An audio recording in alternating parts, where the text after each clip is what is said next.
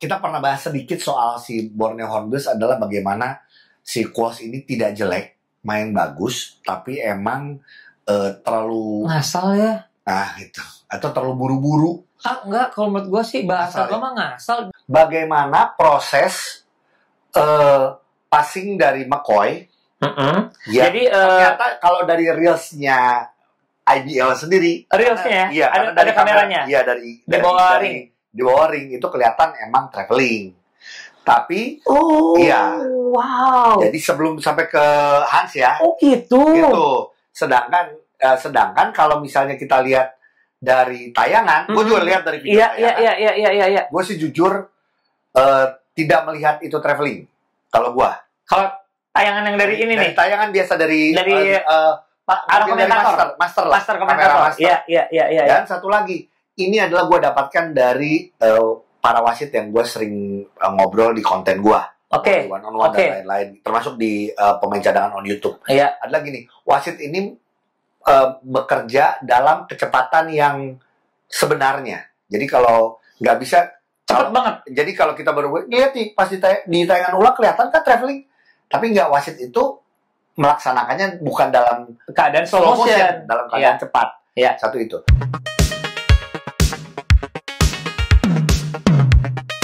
Cadanganers, balik lagi bersama kita From The Bench. Yes. Kita kasih tau dulu ya buat cadanganers, From The Bench ini juga lu masih bisa dengerin di Spotify. Iya. Di podcast kita, podcast pemain cadangan. Jadi kalau lu mau dengerin doang audionya juga bisa. Cuma kalau lu kangen sama lihat muka kita ya. Wah, nggak mungkin. Biasanya sih banyak yang enak sih, tapi nggak apa-apa. Who knows ya. Tapi jujur terima kasih ya buat yang respon, yang kasih komentar. Katanya sering-sering nih Kak Ogi, Om Ujo bikin. Iya, nggak apa-apa. Iya, benar. Iya kan, kasih komentar-komentar. Karena ya emang kenyataannya pemain cadangan kan kerjaannya ya ngomentarin pertandingan orang ya. Betul. Dan pokoknya kita ngomentarin kehidupan orang. Betul.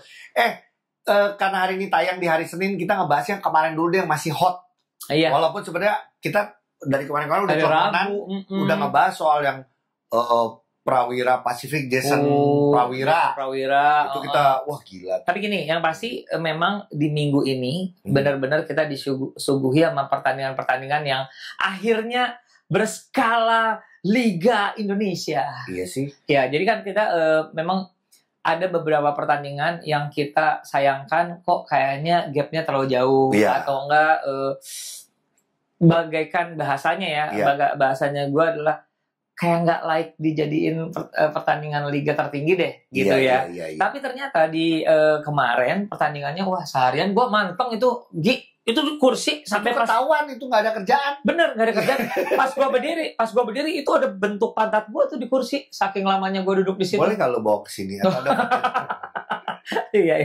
Nah, kalau kita kemarin ngebahas adalah ini deh, dua pertandingan yang paling seru kali ya. Iya, betul. Yaitu antara Tangerang Hawks melawan Borneo Hornbills. Yes. Di mana Borneo Hornbills belum pernah menang ya. Ini kemenangan pertama. Iya, sebelumnya di season ini. Iya. Terus Tangerang Hawks udah dapat kemenangan pertama dari Rans. Betul. Tiba-tiba kemarin yaitu mendapatkan perlawanan yang seimbang banget. Iya. Ya. Sebelum kita ngomong ke buzzer beater atau winning shotnya Hans Abraham, kalau lu melihat game itu, walaupun gue juga tidak full ya kemarin. Iya. Kalau gue sih ngelihatnya adalah kedua tim ini ternyata ada dalam level yang sama. Level dalam arti kata kelengkapan pemain lokal ya, dan juga kapabilitas atau ability dari pemain-pemain asing yang mereka punya. Berarti kalau ngomong level yang sama, ya berarti antara Tangerang Hawks yang naik atau Borneo Hornbills-nya yang turun. Tapi kalau gue lihat kayaknya Tangerang Hawks yang naik. Ya, kalau aku ya, biar gimana pun keadaan Jared Shaw menjadikan dia punya nilai lebih. Ya walaupun di beberapa kesempatan gue sih suka ngelihat ketidakpercayaan pemain lokal yang kurang cepat panas ini membuat akhirnya inisiatif dari para pemain impor ini jadi sangat penting. Bahkan saking pentingnya, gue sering ngelihat Jared Shaw jadi pegang bola. Wow, ngapain tuh ada point guard 2 meter gitu. Ada fast break sekali ya, nggak tahu yang kemarin atau yang kapan. Udah gitu passing terus, Jared Shaw baru datang, dapat passing, angkat. Sini gue selesaiin. Tapi Jared Shaw waktu lawan Rans, kelihatan banget sih dominan. Iya. Ya di situ bahkan kalau gue ngelihatnya adalah gini, kayaknya sih Rans perlu pemain yang segede itu deh. Karena gue lihat nanggung pemain lainnya ya. Iya. Ditambah seringnya Galang yang dimainkan justru. Betul. Gitu loh. Di saat yang mungkin bisa aja Galang ini kan bagus nggak bagus, gue boleh bilang gitu. Karena dia sebenarnya kan defense-nya tapi juga sebenarnya secara size juga bagus.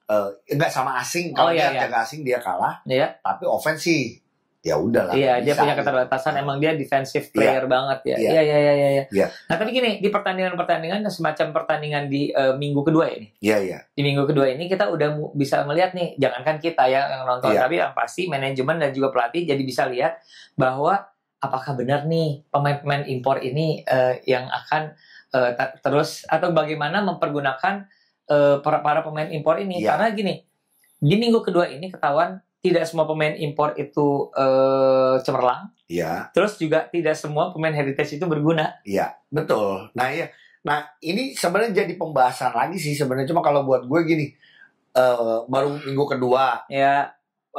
Oke lah ya, kasih kesempatan lagi sampai. Buat gue sih kasih waktu 1 bulan lah. Sebulan lagi? Ya maksudnya untuk menilai segala macamnya ya. 4 minggu lah, bisa itu tuh bisa 4 game atau 5 game. Iya, benar. Dari situ bisa kelihatan. Nggak fair kalau baru 2 game langsung kita ini. Iya, setuju gitu. gue. Karena kayak sekarang kita ngomong Tangerang ya. Tadi kita nggak bahas Tangerang Hawks dulu. Iya. Kalau gue justru melihatnya si Steve Brands bagus, solid. 3 asingnya Hawks sih menurut gue solid. Iya, kalau menurut aku pilihan yang cukup tepat. Iya. Ya. Terus kalau menurut aku ngelihat Hawks ini di bawah pimpinan aduh pipiku dicium Mas Joko Mas Joko tahu. Gue tuh seneng ngelihat ada satu sosok kok kayaknya dia ingin tampil, ingin benar-benar menunjukkan apa yang dia bisa. Menurut gue Gabu kemarin. Gabu itu benar-benar ya. Jadi gini, ini udah bukan tahun ke-1 ke-2 gue loh. Jadi ini it's time for me untuk benar-benar di Tangerang Hawks pula. Kalau misalnya dulu dia berebut peran tuh kalau misalnya masih di PJ. Iya. Kalau sekarang emang harus dia gitu loh. Gitu. Sebenarnya Gabu ini udah meningkat sebenarnya dari West Bandit. Betul. Terus juga ke Tangerang Hawks, tugasnya shoot, itu yang terjadi. Iya. Di luar emang kemarin shootnya bagus ya 10 poin kemarin gitu. Cuman gua ada satu nama, gua juga ngelihat mainnya bagus. Poinnya nggak terlalu banyak, tapi buat gua impact, apalagi waktu sebelumnya lawan Rans Tangerang Hawks ini adalah Randika Aprilian yang kemarin di rolling. Nah, nggak tahu. Gue justru apakah cedera atau ada apa. Cuman buat gue sih, Coach Randika sih harus dapat tempat sih. Betul. Buat gue kalaupun ada yang di rolling, kayaknya bukan Randika deh. Kalau gue ya.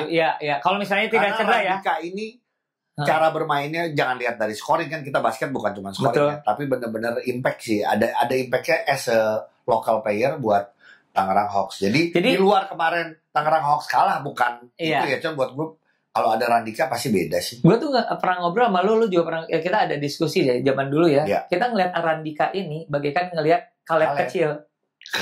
Iya maksudnya Caleb dalam scope yang beda gitu loh. Iya, betul. Jadi karena dia lebih memakai IQ-nya bukan dengan segala macam kapabilitas yang lainnya gitu loh. Iya. Nah selain Gabu, kalau misalnya pertandingan kemarin, akhirnya pemain naturalisasi kita yang bernama B-Boy punya impact ya dengan beberapa kali 3 point-nya. Tetap kerasa nggak sih ya? Nggak pernah mengecilkan pemain lokal kita. Justru kita tugasnya adalah nge-push pemain lokal. Tapi yang mental pemain kita pernah bahas nih Jo, waktu Jaren Kram. Yang Jaren Kram umur berapa sih? Coba cek Jaren Kram dia umur berapa. Jaren Kram ini udah main kemana-mana. Terus main Tarkam, dia Happy Ballers juga. Segala macem. Latihan juga nggak rutin ya.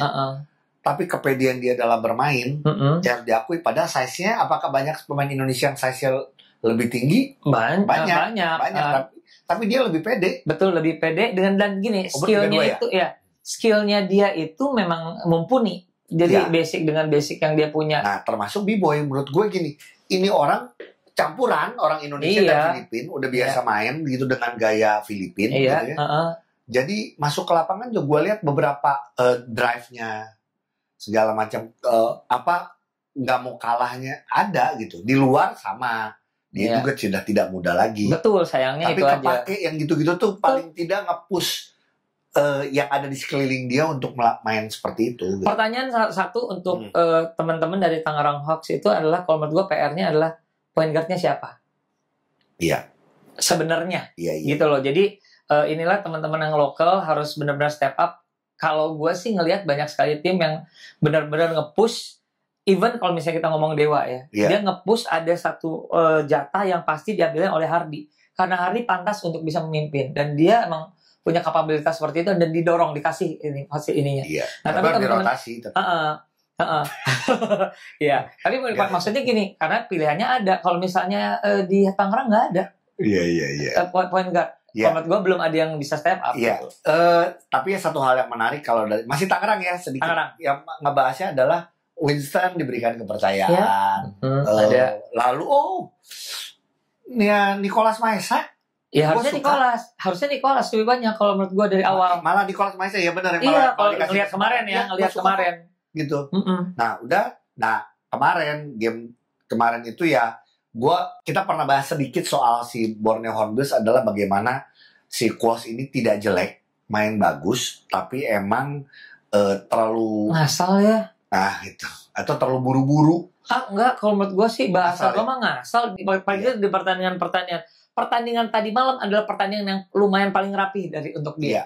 Paling nggak gini, nggak mungkin Coach Mael tidak memberikan sistem yang bagus buat mereka. Gitu. Betul. Tinggal bagaimana pemain asingnya bisa diatur atau enggak. Iya. Bagaimana dia bisa mengatur locker room nggak? Nanya sama Sintayong. Ya enggak. Benar. Itu penting sih Jo. Karena sampai ada lagunya Sintayong. Kalau gue sih gini, gue ngobrol sama Paleo sebagai owner dari Sintayong. Ada lagunya. Iya. Jadi gue ngobrol sama Paleo ini adalah owner dari Borneo Hornbills. Hai Pak. Main di KU45 kita kemarin. Hai Pak. Gitu, kita barengan. Jadi mudah amat Pak. Enggak lah. Dibandingin gue. Dia udah 50 berapa main di turun. Gitu. Nah, terus giliran gue puji padahal dijatuhin Pak. Enggak, kayaknya Bapak. udah terus. Nah, bicaranya adalah gue ngobrol bahwa sayang aja punya pemain-pemain lokal, shooter-shooter yang akhirnya tidak dimanfaatkan karena bolanya tidak tersalurkan ke mereka. Sorry, kita ngomongin ini ya, ngomongin Borneo ya. Borneo. Oh, oke. Gitu. Jadi, buat gue karena Michael Qualls terlalu semuanya maksa sendiri gitu, yang lu bilang asal-asalan gitu. Iya. Nah tapi ya benar, kemarin itu adalah satu gambaran pertandingan yang amat sangat seru antara Borneo Hornbills melawan THB. Ya, jadi emang sejajar. Nah kalau gue senangnya adalah Coach Mael kemarin ini rotasinya sedikit mengejutkan, memberikan waktu banyak untuk Daniel Wenas, terus juga Dava, semuanya dapat. Jadi gini, semuanya tuh panas dan gini. Dalam waktu yang ini, ini aja yang disiapin. Jadi lihat Daniel itu malah kalau menurut aku menjadi salah satu peran penting loh kemarin. Jangan melihat dari gini ya, dia ada TO terakhir atau gimana. Menurut gue tetap Daniel adalah Daniel, dia pengalaman ada di lapangannya, menurut gue kepake gitu loh. Jadi yaitu balik lagi rotasi dari pelatih itu penting. Bagaimana mereka dari awal sudah mulai dirotasi sampai ke kuarter 3, kuarter 4 masih dirotasi, masih dikasih main. Jadi mereka masih dalam kondisi yang pede, masih panasnya sama-sama panas, gitu loh. Kalau kalau misalnya cuma di awal doang, kuarter 3, kuarter 4 gak dimainin gitu ya. Susah ya. Nah kalau misalnya ngomong masalah Borneo, sebenarnya banyak nama-nama yang kita udah kenal ya, cadanganers lah, sebagai shooter. Calvin Chrysler, kita ngomong masalah Hanzo dan lain-lain. Nah tapi Ragil yang belum sempat mendapatkan kesempatan gitu loh. Ya ini yang sebenarnya gue ingin lihat bahwa tugasnya adalah dengan sesuai tugasnya. Nah tadi malam itu adalah satu display bahwa semuanya mendapatkan jatahnya. Si Chrysler nembak, ada Hanzo nembak. Berarti benar apa kata lu Jo? Justru kemarin kalau kita ngomong Qualls yang paling benar mainnya. Iya, karena kalau dia nggak benar, selesai, nggak akan kebagian tuh. Nggak akan kebagian kayak teman-teman lain. Iya kan? Terus gini, formasi pemain impor itu di Hornbills, cuma satu big, tapi nggak ada si Xavier Ford kan, nggak ada si Heritage yang kemarin. Kalau ada sebenarnya lumayan bantu juga sih ya di luar kan. Iya, Ford nggak main ya. Ininya bagus kok, menurut gue sih si McCoy bagus. sama Mokok yang tinggi ya, Devondrick Walker ya. Iya. Bagus sih. Ya. Nah, kita ke ujung pertandingan, yaitu Hanzo melakukan winning shot. Gue tuh seneng ya sebenarnya gini. Kalau di pertandingan kemarin dengan segala macam puncak ketegangannya, gue tuh senangnya adalah kita mendapatkan satu momen yang bisa kita jual, IBL jual. Ini serunya sampai segini nih, dapat banget. Jadi bukannya beda jauh atau apa, ini benar-benar winning shot, benar-benar clutch banget gitu. Betul. Nah, tapi ternyata ada keributan ya Gia di situ ya. Ternyata ada yang rame dan ini emang kita harus bahas sih menurut gue, karena ada beberapa juga mention ke pemain cadangan ya. Untuk dibahas sama pemain cadangan adalah gini, bagaimana proses passing dari McCoy. Jadi ternyata kalau dari reelsnya IBL sendiri, reelsnya ada kameranya. Iya, dari di bawah ring itu kelihatan emang traveling. Tapi wow. Jadi sebelum sampai ke Hans ya. Gitu. Sedangkan kalau misalnya kita lihat dari tayangan, gue juga lihat dari video tayangan. Iya. Gue sih jujur tidak melihat itu traveling. Kalau tayangan yang dari ini nih. Tayangan biasa dari master komentator. Iya. Dan satu lagi, ini adalah gue dapatkan dari para wasit yang gue sering ngobrol di konten gue. One on one dan lain-lain, termasuk di pemain cadangan on YouTube. Adalah gini, wasit ini bekerja dalam kecepatan yang sebenarnya. Jadi kalau nggak bisa cepat banget. Jadi kalau kita baru lihat nih pas di tayangan ulang kelihatan kan traveling, tapi nggak, wasit itu melaksanakannya bukan dalam keadaan slow motion, dalam keadaan cepat. Satu itu. Tapi yang menarik adalah bagaimana kemarin ada ARS. Gua nggak tahu, kita nggak ada di sana, nggak ada di lapangan. Jadi kita nggak tahu yang minta ARS itu siapa. Apakah coach challenge ataukah emang dari wasitnya sendiri, gitu. Kalau dari wasitnya sendiri, menurut gua pasti dia cuma ngecek waktunya. Iya. Apakah waktu lepas bola, apakah sudah merah atau belum? Itu kalau dari wasit. Iya. Tapi kalau dari coach challenge, nah coachnya challenge apa nih? Bukan tembakannya. Challenge tembakannya atau challenge sebelumnya? Oh iya. Sorry, gue juga takutnya ada peraturan yang gue tidak tahu soal ARS ya, jadi bisa ditanyakan. Tapi kalau curiganya, tapi emang kalau misalnya anggap ini misal ya. Misal coach challenge, pelatih minta tolong dicek waktu McCoy passing, langsung wasit ke ini kan ke ARS, langsung di slow motion, itu boleh kalau di ARS kan. Ya itu jelas sebenarnya harusnya wasit melihat bahwa itu traveling. Kecurigaannya kita adalah sama seperti layaknya pemikiran logis. Bahwa gini, yang dicek apakah benar Hanzo-nya. Jadi bukan kejadian sebelumnya. Tapi ternyata kan, benar nggak? Ini kecurigaan. Ya. Tapi ini gue sampaikan juga sama Mas Rama kemarin. Mas Rama. Kebetulan gue ngobrol juga sama Mas Rama. Dan menurut gue, takutnya itu doang yang dilihat sama wasit. Dan emang tidak ada coach challenge, atau gue nggak tahu apakah coach challenge-nya sudah habis. Betul. Challenge cuma satu kali kayaknya. Iya. Dan kalau misalnya gagal kan berarti udah nggak bisa challenge lagi. Dan udah di ujung kayaknya nggak, dan wasit tidak melihat itu, dan itu sangat wajar. Tapi gini, kalau misalnya pihak yang merasa dirugikan mau mengirimkan surat protes dan lain-lain, menurut gue itu sah karena ada aturannya di IBL. Ya, tapi rasanya kalaupun itu akhirnya diterima pun dan lain-lain, kayak rasanya tidak akan merubah hasil dari pertandingan kan? Hasil tidak berubah, tapi paling tidak ini jadi satu pelajaran buat para wasit atau pelaksana pertandingan. Iya, tapi ini dua hal ya. Gue bukan membela wasit dan juga bukan membela klub, tapi ada lagi nih, kalau emang itu terakhir bukan coach challenge, ya emang si wasit cuma ngelihat shot clock, menurut gue wasit nggak bisa disalahin. Benar, nggak, gue takutnya gini, memang kecurigaan gue adalah gini, tetap yang dicek itu adalah yang tembakannya benar nggak? Iya. Di detik yang pas, ada yang gitu. Tapi kalau emang coach challenge, misalnya nih, gue nggak tahu coach challenge, wasit udah ngelihat tuh DRS gerak perlahannya, coach challenge tuh pasti coach challenge-nya juga challenge itu ya, challenge di passing itu. Nah itu wasit dalam tanda kutip ngaco, karena udah jelas. Tapi kalau ngomong wasit ngaco, kita juga justru melihat waktu kejadian Dewa lawan Kaleb Dewa sama PJ, waktu si pemain PJ slide, PJ jatuh, si James Dickey jatuh, mendekati, kakinya Caleb, bahaya juga. Caleb yang dianggap fall. Iya, nah itu sih. Sedangkan sudah di IRS juga. Iya. Jadi udah di IRS lah, tetap fall. Nah itu juga kita pertanyakan. Gue sedih sebenarnya WhatsApp sama salah satu wasit cuman di-read. Nih, ini yang kemarin nih. Nanti videonya masuk nanti ya, oke. Nah, ini makanya takutnya adalah bagian terakhirnya aja nih, Gi, bagian cuman dari ininya nih yang dicek. Iya. Yang tembakan dari Hanzo. Iya. Tapi despite of that, terlepas dari itu, tembakan Hanzo luar biasa. Hebat. Luar biasa. Hans Abraham. Wow, akhirnya. Semua komentar cuman gini. Hanzo gila. Prawira nyesal. Ngelepasin Hanzo. Itu isinya komentar ya. Iya, benar. Dan gini, kalau menurut gua sepanjang pertandingan, beberapa kali pertandingan, akhirnya Hanzo emang gini, didatangkan kan untuk nembak.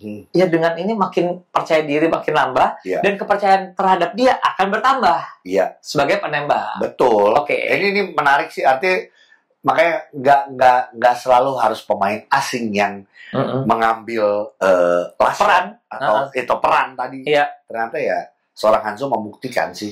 Di luar satu lagi nih, ini di luar nyambung. Di luar hujan. Di luar bukan. Di luar terang. Di luar tetap udah 2 minggu ini pemain lokal yang selalu menjadi pemain terbaik adalah Abraham Damar Grahita. Gila sih. Oke, itulah.